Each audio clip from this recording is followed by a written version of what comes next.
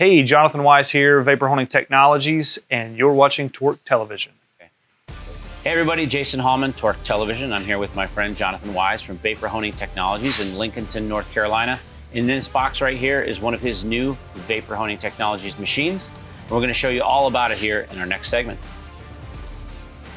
I grew up in a blue-collar family. Right.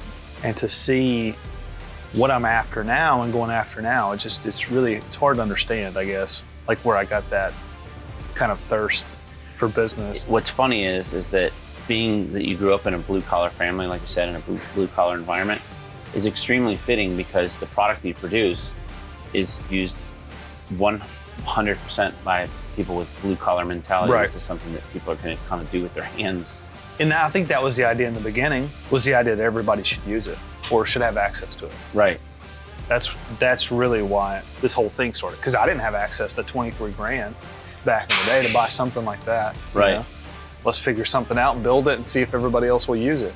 I'll never forget too, I think the first machine we ever had, I think it was back when I had like 1 or 2 employees, but first machine we ever had in what we called a showroom, we had one, and it cost so much money to, out of my pocket just to keep it there. And every day I just wanted to sell it, but every day we also did testing and research and development. And we tried to break it, but every day I was like, I really want to sell you because you're costing me a lot of money. That's funny when you think about that. I had never even, in my business, you build a motorcycle, even if you love the motorcycle, yeah, it's kind of always for sale, right? Oh yeah. Because you fall in love with all of them, you can't keep them all. We own a VH1000, which is the stainless steel cabinet, commercial grade, but right behind you, we have something that is arguably obtainable if you're gonna do a large project. Like say you're gonna buy your dream car that you wanted to have when you were in high school and you're gonna restore it. Instead of replacing something, you can restore it, right? It's a restorative finish. That's how I describe it. Yep. It's a unique finish unlike anything else, but it's restorative too, because it works on so many different kinds of surfaces. I've even seen you use it with the proper medium on white dirt bike boots. That's correct. In this box here, real quick, give me a rundown of how you conceived what's in this box. Well, I think it goes back to the beginning, like we talked about a little bit ago. How do you create a product that not just a select few people can buy and use, but the idea was that everybody could buy and use. So the idea was that to give people something that's turnkey, that works, and something that is obtainable. People have villainized like business and success and all this stuff as bad, right? And it's really, for me, that's the worst thing of business or doing business. Because I created this so everybody could do it, everybody could use it. Well, on the flip side, that has created revenue, right? But we've hired a lot of people. Right. It's created a lot of jobs, a lot of opportunity, a lot of skilled labor. Now we have a modern day small scale assembly line. Really? To build these cabinets. Okay. Every business starts in the same place. Yep. It starts with an idea in one person's mind. Every business has the same opportunity for growth. That's right. Right? So because they're all starting from the same place. Some people, learn cheat codes along the way. Some people get a leg up through, funding. Some people get a leg up through opportunity. And there's that old saying that says you have to be good to be lucky anyways. That's right. So that we understand, this isn't where Vapor Honing Technology started. It wasn't with a home-based idea. What it started with was, I need to do this job. And in order to do this job, this is what I envision I need to build. And so that's where you ended up with having the VH1000, some of the bigger machines you have that are extremely robust. And I mean, this thing is built like a tank. It's all stainless steel. We've had it for 2 years now. Yeah. It's needed nothing. We just need to clean it. The first person that's a cynic is going to say, well, it doesn't have X, Y, or Z. So what does this machine not have that our VH1000 would? So on the lower model machines, and I don't want to say lower quality because the quality is still the same. For example, like on this machine, you don't have the window wiper. It has window rinse on it. That machine should have both, like window rinse and window wiper. Lighting's a little bit less. Lighting's a little bit different. Lighting's still good, but some people are always like, well, why don't you make it better? If you make it better, you have to charge more money for it. Right. It's just the way it works. Well, and isn't it fair to say though that this is a place you can start? Yep. So this one's stainless. This one's a polymer. Okay. It's a high density polyethylene plastic. same as coolers are made from. You know, all of your Yeti, Igloo coolers and stuff, same plastic. We actually did a video a while back. I don't know if you remember, we were beating one of these cabinets with a sledgehammer. So guys could see it, because we always got questions like, how tough is it? How durable is it? Well, we were beating the heck out of it with sledgehammers. And it was a fun time. It was after 5. There may or may not have been some alcohol involved. I'm not going to confirm or deny. But we had a good time, and we showed people how tough they are, because they're really, really super tough. Obviously, it still doesn't compare to stainless steel, right? Stainless steel is in a different league, but these machines will last forever. It has all of the major things that the bigger machines have. It's just scaled down packages. You want to pop it out of the box, or at least pop the box off it, and yeah, for sure, and go over what's in there? Let's do it.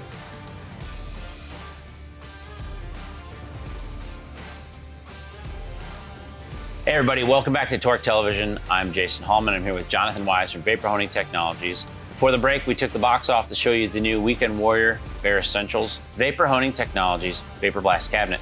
A lot of commercial businesses were purchasing your product, and they were doing very well with it, but there were still a lot of home-based hot rodders and motorcycle guys that really wanted this product. That's right. You know, we definitely haven't lost sight of that, even though we've grown, you know, we've added so many employees and so on and so forth, but it's still every day, like, how do we help the garage guy get what he needs to do what he loves to do in the afternoons? Because let's face it, we all like to have some downtime in there, right?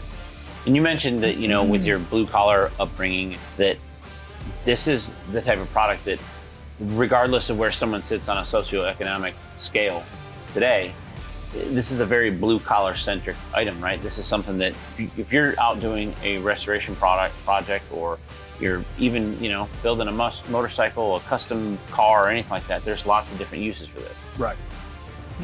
Yeah, I mean, it's, you know, this is the bottom of the scale for our, you know, our stand-up cabinets. We have something smaller, it's the micro home. We voted unanimously to discontinue the product for many different reasons internally, not from a sales perspective, because it was selling.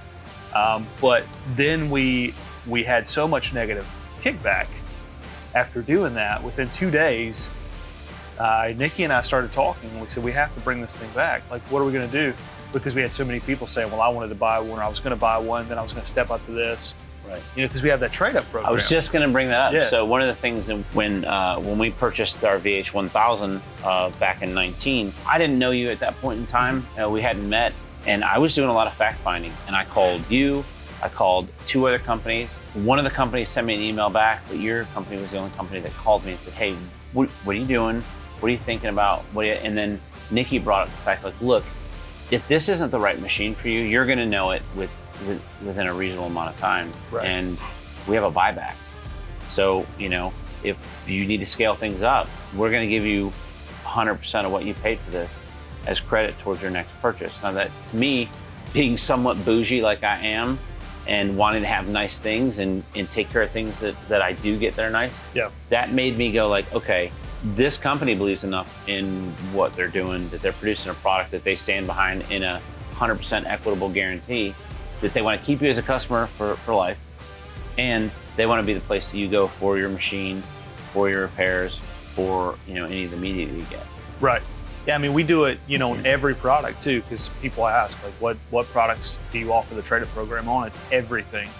And I think that's why some people were so frustrated when we discontinued the micro the other day, because they wanted to buy that first and then go up into this or a Weekend Warrior, because they wanted that start, that entry level. They didn't want that huge cash outlay, because let's face it, none of us do. You mentioned, you know, people are buying the micro cabinet, right? Mm-hmm. That's a good place to start. Well, let's start with where you started. So is vapor honing something that you came up with, or did you name it? I did not come up with a process. This process was developed back in the 60s and 70s. It was an aerospace process. That's what it was really developed for, was Rolls-Royce, actually. You know, they had sandblasting, they had dry blasting, and everybody kept fighting not just a dust problem, but, you know, a heat warping problem, you know, a material removal problem, specifically in aerospace, where tolerances are of utmost importance.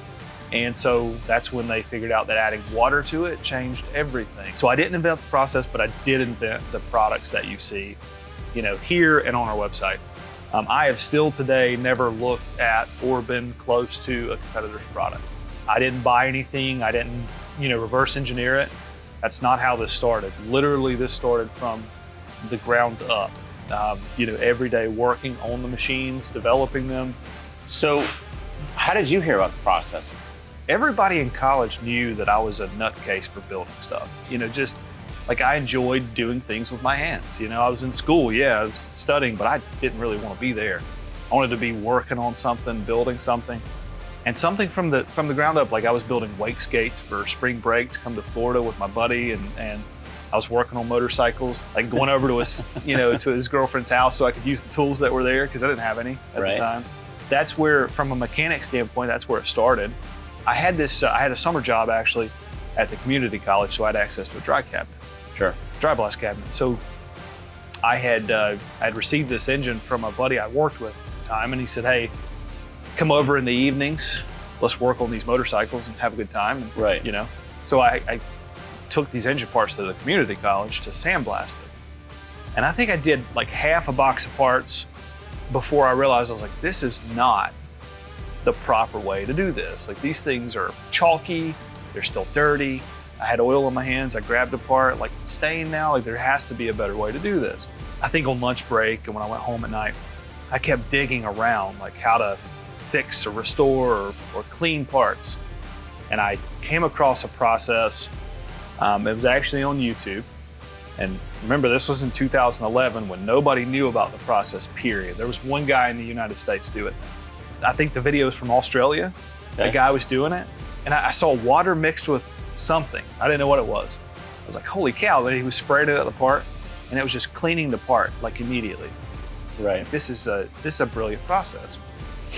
So I finally dug around, found a manufacturer, called, and they said, yeah, $23,000. That's for the 23,000 number that you said earlier. I'll never forget that number. I was devastated, right? Because I was making like $1,200-1,300 every 2 weeks or something. I knew there was no way my wife and I, because we just got married too. So we had zero money. Great news.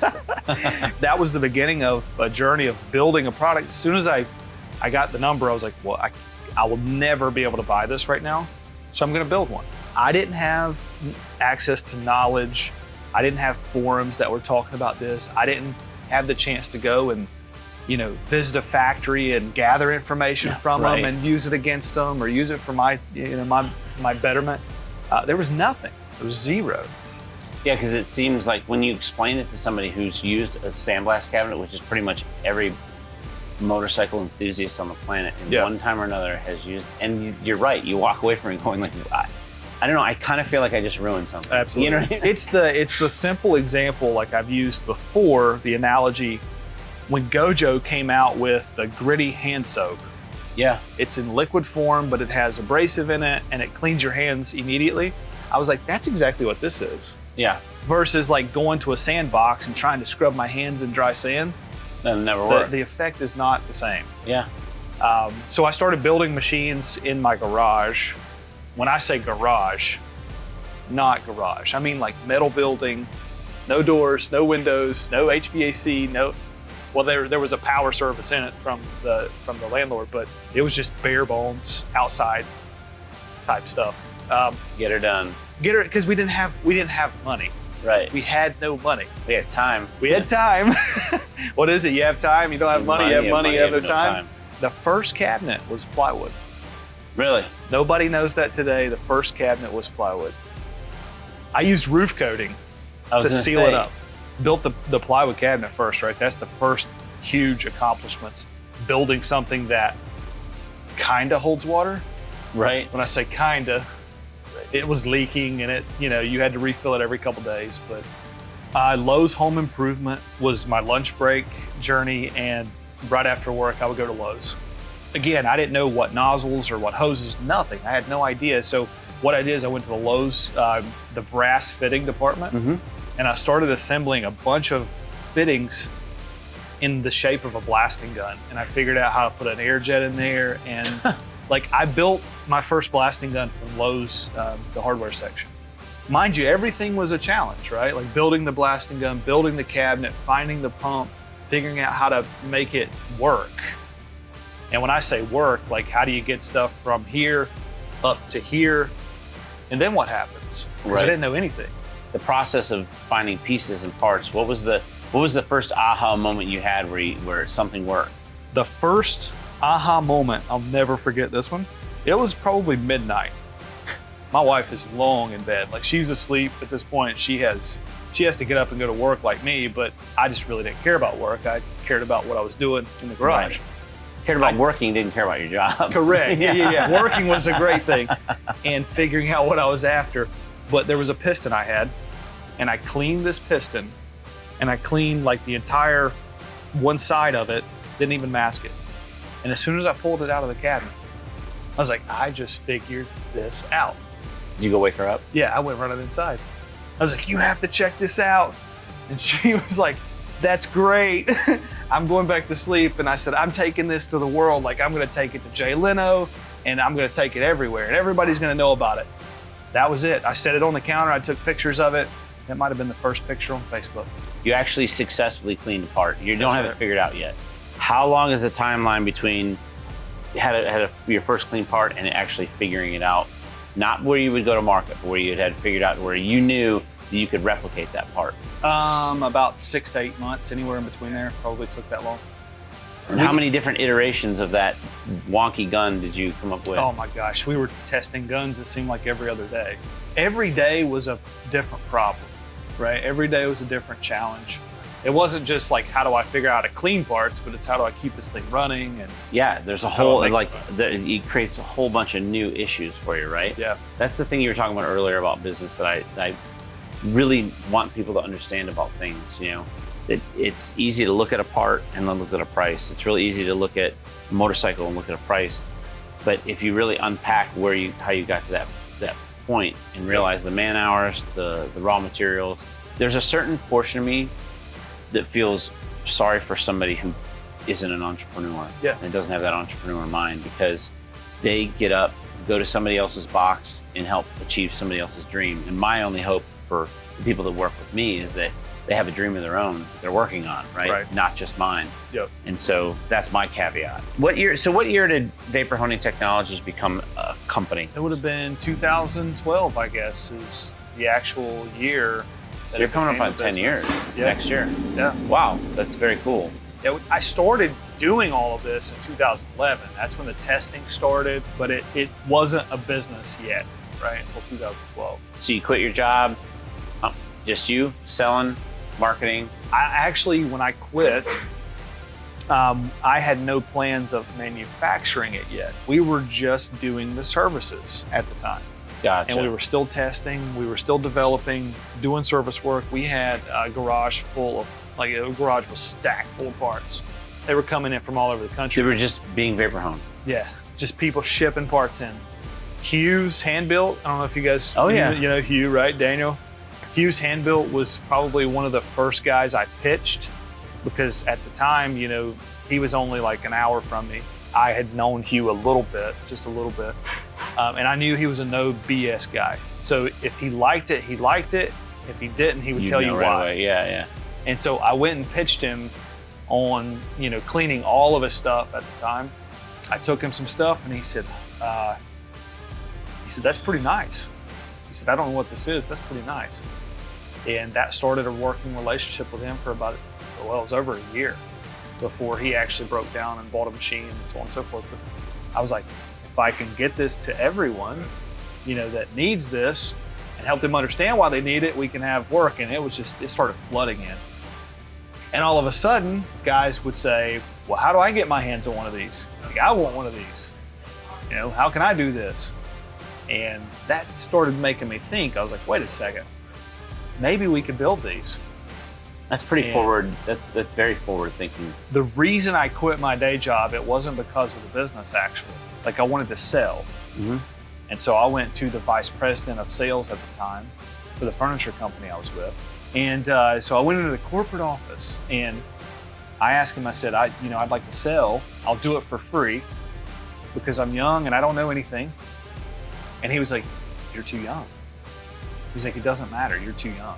And I was like, if I'm too young, here's my 2-week notice.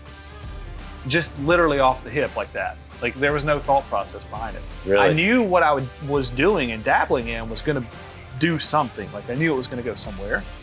And I also knew that I had to put more time into it to get it there. Because I wasn't able to put time into it if I'm working a day job. What does Mrs. Wise say when you come home? She freaked out. But she really didn't freak out. She was a little concerned, I guess. So when do you hire your first employee? The first hire was a young kid. And he was, at the time, he was just kind of lost. Like he didn't know what he was going to do. He'd just gotten out of high school. Somehow, I think I came across him on Craigslist, believe it or not. Like he applied to one of my ads. Like I put a job posting out.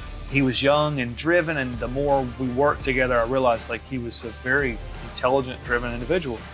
So I encouraged him. I said, hey, go to the community college and go to school for this degree because we can use that moving forward. And every day he was learning something new. Right. So we learned how to build panels better. We learned how to program PLCs. So he took all of the electrical knowledge and ran with it because that still today is my weakest point of the business. A lot of people think you have to know everything as an owner. I'm here to tell you, you really don't. You just have to find people that know what the heck they're doing. Yeah. That's the Steve Jobs model, for sure. Because you can't, like, I know 99% of this machine, like I designed it, but not the electrical. And I'll be the first to tell you that. It's funny because that was the only thing that I was kind of curious about because I'm an electrical nerd as far as like, I love to wire bikes. I love how that's all put together. It's very well put together. Very, I can see like when I opened that thing just to look in it one time, just to see what was in there. Cause I want to peel behind the curtain just to see. I was like, oh, very nice. That's always been my weak point. He was the first hire for at least a year and a half, maybe right at 2 years. We brought another guy in at that point to help us do assembly. So like we were designing at night, building prototypes, and then teaching him how to assemble like the production stuff during the day. And it wasn't a huge volume at the time because we hadn't released plastic yet. Gotcha. Only until 2016 did we release the plastic cabinets. But I'll never forget the first 5 machines that we built were absolute garbage. They were the worst things we'd ever put our hands on. And we didn't know it at the time until we built them, put them into the field, and every day we were learning, we realized, oh, we need to replace these things like quick because they're not what we said they were. So we replaced those machines. We replaced every single one of them. We rebuilt machines and shipped them to the customers. They shipped that pile of scrap metal back. How many machines do you think you've sold to competitors? 2 competitors? It's hard to say. I mean, I know of one company who literally completely reverse engineered what we did. I know because we've seen the post. And that, for me as well, that's a frustrating moment, right? Because you didn't do that to somebody. And I know that you can do it. It's free game, like anybody can do it. I really don't know the answer to that question. That was something I was always concerned about in the beginning too, was people knocking it off. But the more I did it, the more I realized that it takes a lot of work to put together a product. The process was patented back when it came out in the 60s or 70s. Okay. It was a patented process for 20, 25 years. Patent expired. All the other guys started building the equipment. The secret sauce is in what you put in there. So that's exactly where I wanted to go next. Was the difference between knowing what you're trying to blast, the finish that you're trying to get, and which one of these mediums you put together. Because I've played with ours where I've taken 2 different types of media and kind of, I'm trying to get more of a polished finish. I don't want such an aggressive abrasive in there. A dry blast cabinet will remove up to 4 mils of thickness of the surface of the metal and kind of estrange the particulates of metal under a microscope to promote adhesion, where your process removes approximately half that, like a 2 mil thickness, and actually peens the part of the metal closed. So you're actually kind of putting energy back into that part. Now, we can look at the roughness of the surface of the part. That's something we do all the time. We probably do it on a daily basis. There's an application that comes through that we have to check the roughness of the surface. Right. And that's where I have always looked at the business, not just from a level of finish standpoint or surface prep, but like the roughness of the surface. That's always been the conversation, specifically with industry. I mean, you always drive the conversation around, like, what kind of surface roughness do you need? Now, unfortunately, most people don't know what that is. How is that measured? So you use what they call a profilometer, which it drags a little tiny probe across the surface for about 1.5 inches, and it drives it back, and it measures the peak and the valley of the part. Wow, I never knew that. I'm thinking like a record needle. It's super cool. Yeah, it's almost the same sharpness, essentially. So you mentioned the aerospace. Where does this not have an application? Anywhere it does not have an application? I have seriously not found a place yet that it doesn't have an application. Okay, so my whole claim to fame and always is, if you turn wrenches, you can use the product. Yeah. No matter what wrench you're turning on what, like, you can use this. I've used it on chrome. It gives a really neat finish to the chrome, and I've had the same struts on my bike that were chrome for over a year now that I vapor hone them. No rust. So, and it's seen plenty of weather. We've talked about working on aluminum. We've talked about working on white dirt bike boots. They're plastic. Yep. Is there a surface finish that where, you know what, this isn't the best tool for the job, right? So, like, I'll give you an example. Like the same medium that gives you a really nice smooth finish doesn't remove paint from engine cases. But so, are you using the wrong tool or the wrong medium, or is it just not a good idea? It's normally the wrong abrasive and the wrong pressure. You know, people want to fault the equipment or the abrasive all the time. That's just what they do. That's their knee jerk. Well, the machine's broken. You're just not using the right thing or the right pressure. And then you have this whole air compressor conversation, right? I mean, everybody has different compressors, different lines. It's laid out differently. The buildings are different square footages. And so that is the most difficult conversation to have. I flew all the way to Arizona for a 1-day trip to show up to see that they had the wrong line size. This was a massive company. And so they needed the product. So I flew out there, 1-day trip, and I get there, and in 2 seconds, I said, your line size is not large enough. Like, you're not getting enough volume of air to the machine. And he's like, yes, I am. Like, I'm only traveling 50 feet. They had the right abrasive, they just didn't have the right pressure. I said, get me an air hose that's twice the size or twice as short, and let's hook it up. And as soon as we did, the thing rocked and rolled. He was like, we really made you fly all the way out here for this? And I said, yeah, absolutely you did. Oof. Like, you want to pay for my trip now on the way back? Right. It always comes back to the pressure and the abrasive. Right. And the distance. It can even be the distance of the gun. But this machine can clean. When I say clean, like you're talking about the boot example. Yeah. You could clean parts. We had a guy sent pictures in the other day of a shock, and it had an anodized housing on the bottom and the powder coated spring. He just cleaned it. He just wanted to clean it. It was off a dirt bike, I think. Not like make it look shiny and new, like just clean it. And he said, I turned the pressure way down. I used this abrasive and I was this far from the part. He said, and it just started like scrubbing the dirt and grease away. He said it didn't remove any of the coating or the anodize, nothing. And I was like, yeah, again, like another success story of the product. That's the biggest thing to tell people, is to change the pressures, change the abrasives, do the testing. We can help you and we can get you 99% of the way. And then it's always beneficial for you to do a little bit of experimentation on your own too. So I've noticed that on the Bear Essentials that all of the quality pieces that are on our VH1000 are there. So the gloves, you didn't skimp on the gloves at all. The door is almost the identical door, if not the identical door. It's aluminum door, drip trays there, the vent. I think it's pretty awesome. We use a little bit less of a pumping system. When I say less, I mean as far as like long-term durability. It's the difference between a polyurethane impeller and a plastic impeller. Polyurethane's the best. Plastic is obviously not the best, but it works for a very long time. Cool. We normally see anywhere from 1 to 2 years out of the pump. Now, here's the deal. You know, we normally take care of people because we have a lifetime warranty. Yeah, pump impellers and things like that are normally wear and tear items. If a guy honestly says, well, yeah, you know, I really dropped something in there and I know it's my fault and I screwed it up, we're probably going to replace it because he's honest. But we support this thing just like we do anything else.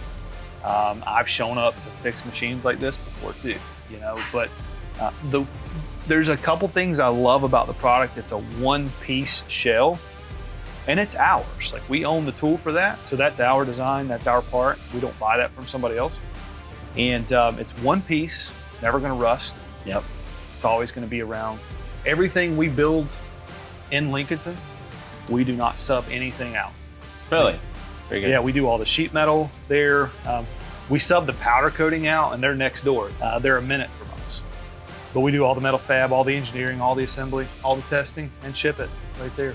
Are you happy with where Vapor Honing Technologies is now today? Absolutely. I don't think I'll ever be fully happy until I walk into a garage and see a cabinet of ours, because that's the dream. You know, it's like, hey, let's go and visit a friend, and oh crap, he has one of our cabinets in the garage. How cool is that? Jonathan, I appreciate you, flying in and spending the day with us and introducing this new machine in a proper fashion and answering all of our questions and stuff. Why don't you tell us where we can find you? Obviously, I follow you online at Vapor Honing Technologies on Instagram, but where's the best place to reach you folks? The best place is to send an email or make a phone call. We have people waiting to answer questions via phone and email. Of course, we do have all of the social media outlets, Facebook, Instagram, YouTube. We produce content for those channels daily that you can get a glimpse of. And you can always try to reach out through the comments and all that, but the direct, phone call or email is always the best. And I mean, we have people working almost 24/7. People love what they do, and all the people are good at what they do. Something that I'm pretty stoked about, we're actually going to give one of these away, are we not? Absolutely. Very good. So, and there'll be more details to follow for that. Make sure you stay tuned to Shop Talk Sunday nights at 9 p.m. Eastern, Source Media's channel. And thank you for watching Torque Television. I'm Jason Hallman. Thanks for watching.